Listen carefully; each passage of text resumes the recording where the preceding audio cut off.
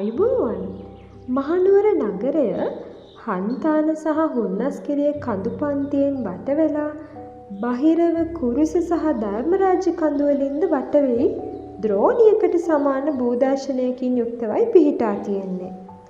මෙය මහනුවර නගරයට වඩාත් සුන්දරත්වයක් එකතු කරනවා. නමුත් මේ භූ පිහිටීමම සුළං චලනයට බාධා ඇති කර වායු දූෂණය ඉහළ යාමට දායක වෙනවා. පරීක්ෂණ තුළින් මහනුවර වායු දූෂණය ඉහළ මට්ටමක පවතින බව පෙන්වා දීලා තියෙනවා.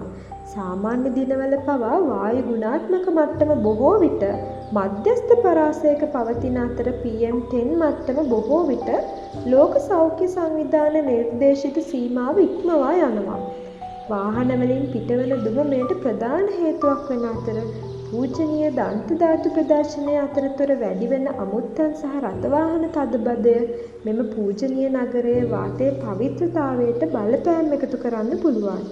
අපි හැකිතාක් පොදු ප්‍රවාහන භාවිතයෙන් මෙම හානිය අවම කිරීමට දායක වෙමු.